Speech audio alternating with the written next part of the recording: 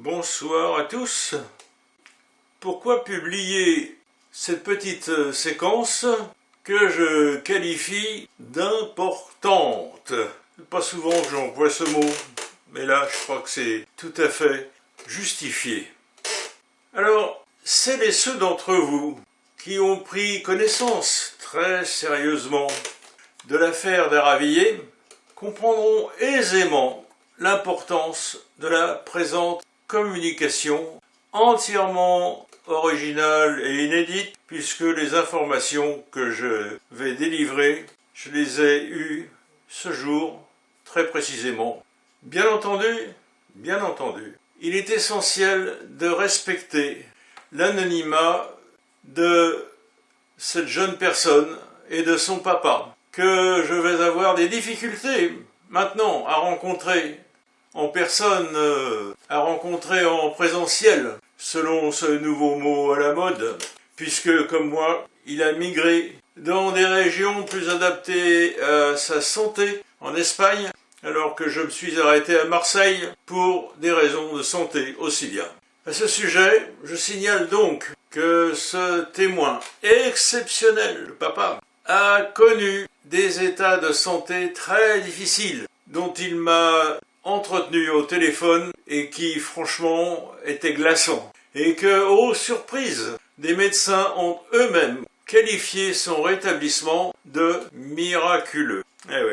Cette petite fille a subi une quantité, quant à elle, de petits phénomènes très déstabilisants tout au long de sa jeune vie, au point où, à un certain moment, et avec évidemment son consentement, elle avait été mise en relation avec une personnalité du monde médical, spécialiste des régressions sous hypnose, et cela grâce à l'entremise éclairée de mon ami Silvano Trotta. Le confinement est passé par ici, il repassera certainement par là selon une expression bien connue.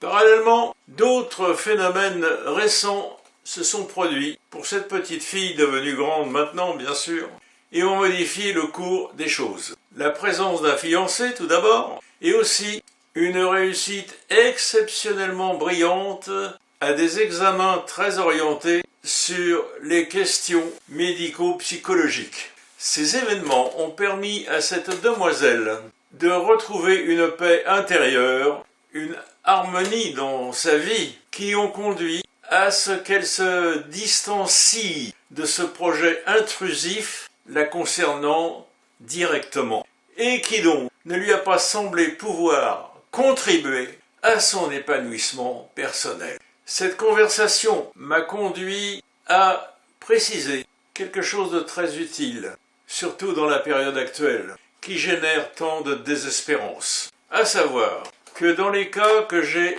investigués et qui concernent aussi des enfants, bien malgré eux, et se rapportant à des phénomènes, on peut dire, d'abduction, eh bien, un certain nombre d'entre eux semblent avoir reçu un apport intellectuel très favorable, leur permettant de riches et prometteurs développements personnels.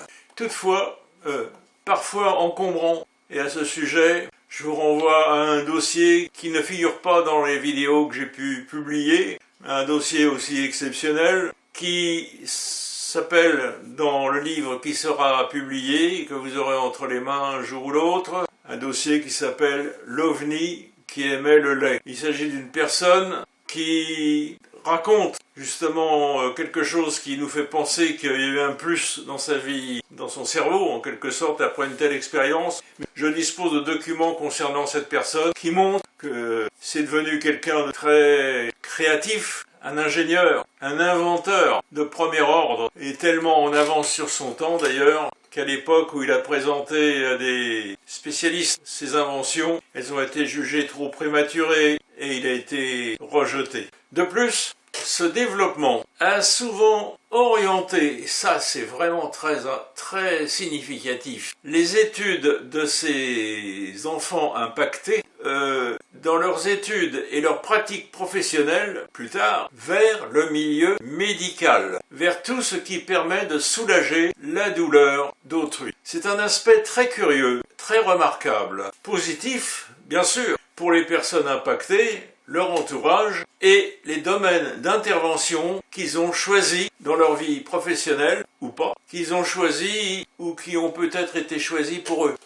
That is the question. Quelle est la nature de ces forces qui interviennent ponctuellement chez certains individus et pas chez d'autres? Impossible pour le moment de répondre à cette question pourtant essentielle. Mais cela fait partie de ces événements et manifestations, à coup sûr. Donc, je ne peux que vous remercier pour l'intérêt que vous manifestez à ces relations, à ces dossiers, en vous disant continuez à chercher et peut-être qu'on trouvera un jour, car il y en a encore des choses à découvrir. Voilà, merci à vous.